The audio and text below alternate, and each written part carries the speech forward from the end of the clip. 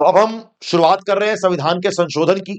संविधान का संशोधन भी ऐसा एक टॉपिक है बेटा जो आपके एग्जाम में 100% इसका क्वेश्चन आना ही आना है कि नहीं। तो स्टार्ट करें। चलो, संविधान के संशोधन का पहला पहला क्वेश्चन, अगर मैं आपसे अमेंडमेंट की बात करता हूं तो अमेंडमेंट कौन से आर्टिकल में दिया हुआ है? अमेंडमेंट कौन से आर्टिकल में दिया हुआ है? अमेंडमेंट दिया हुआ है आर्टिकल 368 में। अमेंडमेंट दिया हुआ है आर्टिकल 368 में और भारत के संविधान के पार्ट 20 में अमेंडमेंट की बात करी गई है।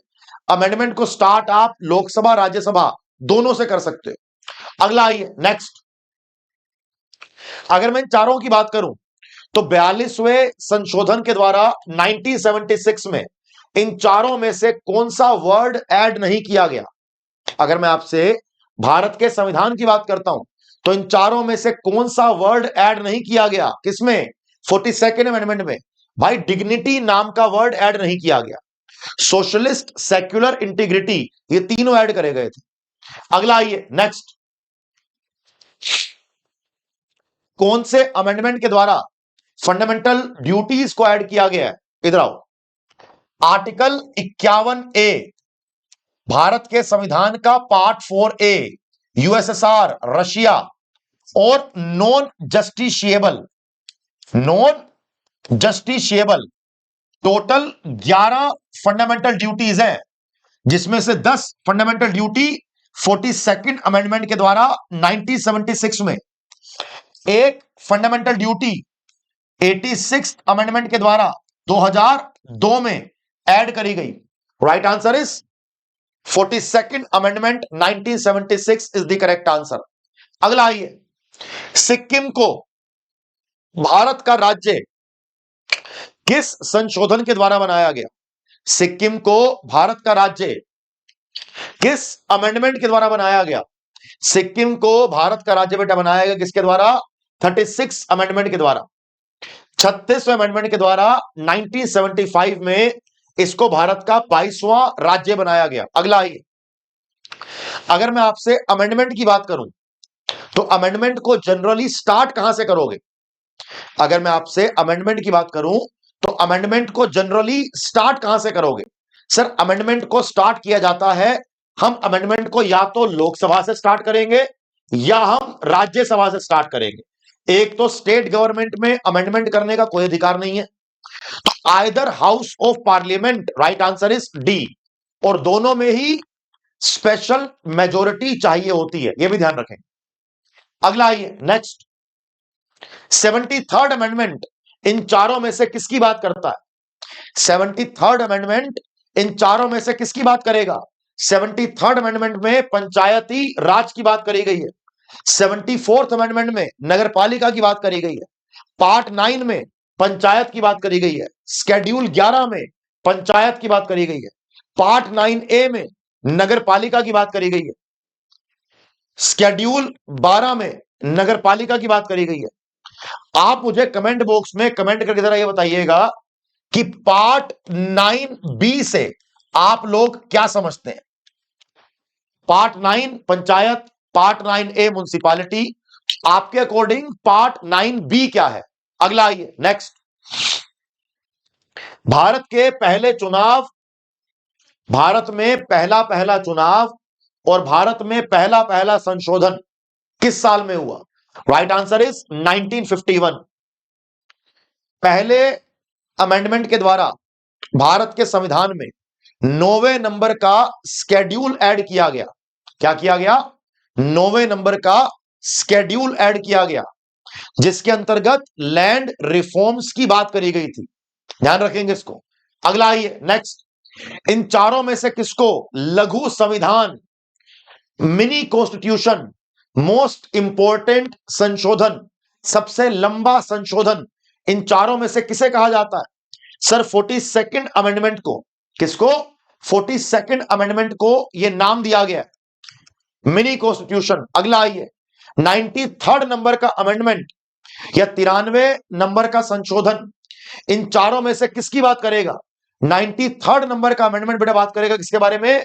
रिजर्वेशन इन एजुकेशनल इंस्टीट्यूशन के बारे में, कि ओबीसी को प्राइवेट और और गवर्नमेंट इंस्टीट्यूशन दोनों में 27% का रिजर्वेशन दिया जाएगा। अगला, इन चारों में से कौन से अमेंडमेंट के द्वारा वोट देने की एज को 21 से कम करके 18 कर दिया? क्या कर दिया? 21 से कम करके 18 कर दिया। क्या आंसर होगा इसका? सर 61st अमेंडमेंट के द्वारा यह काम किया गया था। 61वें अमेंडमेंट के द्वारा यह काम किया गया था। 1988 में अमेंडमेंट हुआ और 1989 में लागू किया गया। अगला आइए, इन चारों में से कौन से अमेंडमेंट में एलिमेंट्री एजुकेशन को फंडामेंटल राइट बनाया गया है? इधर आओ। आर्टिकल 21A में कहा है कि 6 से लेकर 14 वर्ष के बच्चों को भारत में मुफ्त शिक्षा दी जाएगी। 86 अमेंडमेंट 2002 इंट्रोड्यूस किया गया। 1 अप्रैल 2010 में इसको लागू किया गया। यह भी ध्यान रखेंगे, ठीक है ना। चलो अगला आइए, नेक्स्ट।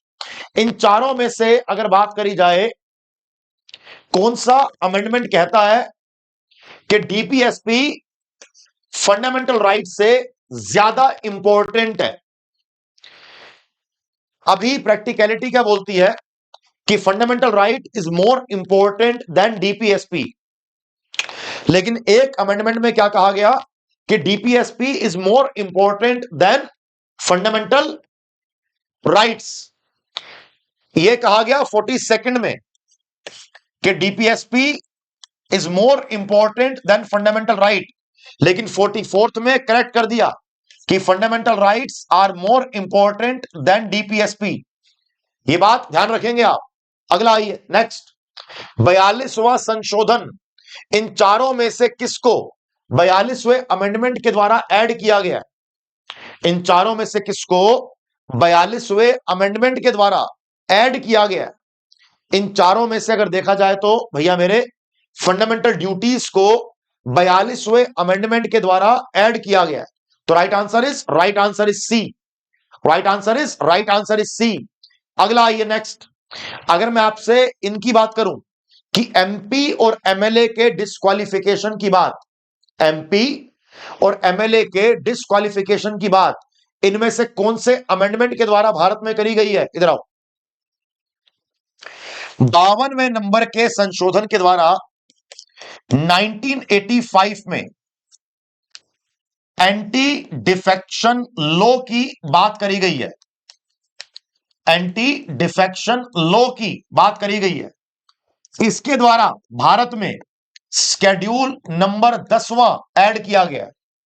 शेड्यूल नंबर 10वां ऐड किया गया। अगला आइए, नेक्स्ट। भारतीय संविधान की निम्नलिखित में से किस विशेषता को संशोधित नहीं किया जा सकता? ए बी सी डी, इन चारों में से किसका अमेंडमेंट नहीं किया जा सकता? यह क्वेश्चन। इन चारों में से किसका अमेंडमेंट नहीं किया जा सकता? इधर आओ, देखो। सवर्निटी, संप्रभुता, territorial integrity, federal system, judicial review और पार्लियामेंट्री फॉर्म। भैया इन सभी का नहीं कर सकते, तो राइट आंसर इज डी। क्या है? Right answer is D. अगला आइए, नेक्स्ट। संपत्ति के अधिकार को फंडामेंटल राइट से कब रिमूव किया गया? संपत्ति के अधिकार को फंडामेंटल राइट से कब रिमूव किया गया? Any idea? इधर आओ, देखो। जब भारत का संविधान लागू किया गया तो भारत के संविधान में टोटल 7 फंडामेंटल राइट थे, लेकिन 1978 में 44th संशोधन के द्वारा संपत्ति के अधिकार को हटा दिया गया, तो फिर 6 फंडामेंटल राइट बच गए। अभी भी भारत में 6 फंडामेंटल राइट है, ठीक है। तो 44th अमेंडमेंट हो गया। ये जो राइट टू प्रॉपर्टी है, पहले ये आर्टिकल 31 में था जब ये फंडामेंटल राइट था। अब ये एक लीगल राइट है, अब ये एक कानूनी अधिकार है जो कि आर्टिकल 300A में है, जो कि आर्टिकल 300A में है, राइट टू प्रॉपर्टी का। अगला आइए, नेक्स्ट।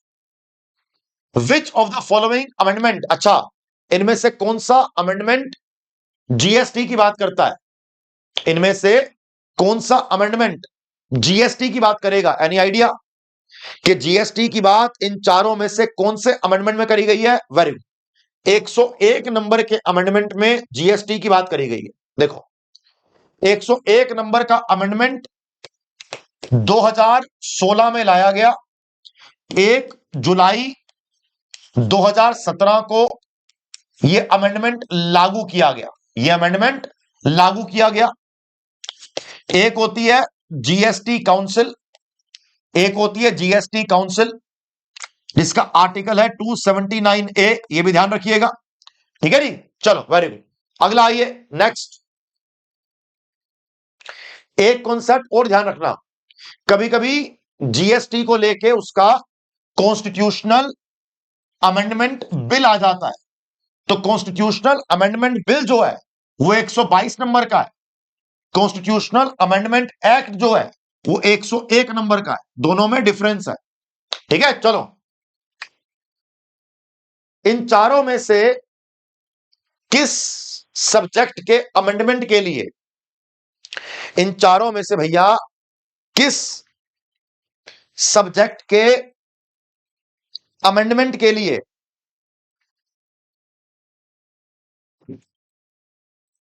अगर तो देखा जाए, अगर तो देखा जाए तो भाई साहब स्पेशल मेजॉरिटी लगेगी। Very good. अगर कोई चीज आर्टिकल 368 में है तो आर्टिकल 368 के अंतर्गत स्पेशल मेजॉरिटी के अंतर्गत, स्पेशल मेजॉरिटी के अंतर्गत ही यह काम किया जाएगा। समझ गए? ध्यान रखेंगे इसको। अगला आइए, निम्नलिखित में से किस संविधान संशोधन ने संविधान में पहली बार दल बदल विरोध कानून की बात करी? 42nd अमेंडमेंट में यह काम किया गया था, 42nd अमेंडमेंट में यह काम किया गया था। अगला आइए नेक्स्ट, सॉरी 52nd बोल रहा हूं, 52nd अमेंडमेंट 1985। आर्टिकल 21A कौन से अमेंडमेंट के द्वारा जोड़ा गया? आर्टिकल 21A कौन से अमेंडमेंट के द्वारा जोड़ा गया? भाई 86 अमेंडमेंट के द्वारा इसको जोड़ा गया था। अगला आइए नेक्स्ट। अगर मैं इन चारों की बात करता हूं, इन चारों में से किसके अमेंडमेंट के लिए आपको स्पेशल मेजॉरिटी की जरूरत है? इन चारों में से कौन से अमेंडमेंट के लिए आपको स्पेशल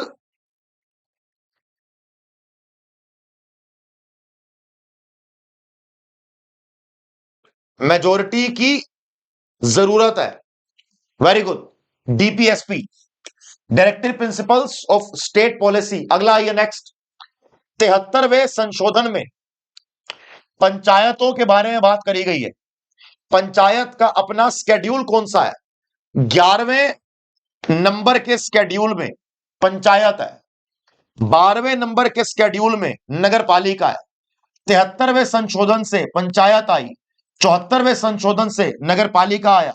दोनों 1992 पार्ट 9A आर्टिकल 243 से लेकर 243O, आर्टिकल 243P से लेकर 243ZG। ठीक है, चलो अगला नेक्स्ट। 1951 में जो पहला अमेंडमेंट किया गया, इन चारों में से वो किससे रिलेटेड था? 1951 में जो अमेंडमेंट किया गया वो इन चारों में से किससे रिलेटेड था? Right answer is agrarian reform. मतलब अरे भैया लैंड रिफॉर्म्स करे थे ना, भूमि का सुधार किया था। तो भूमि का सुधार किसके लिए करोगे? कृषि के लिए तो करोगे। तो right answer is C, right answer is C. अगला आइए, by which one of the following constitutional amendment, इनमें से कौन से अमेंडमेंट के द्वारा दिल्ली एनसीआर बन गया?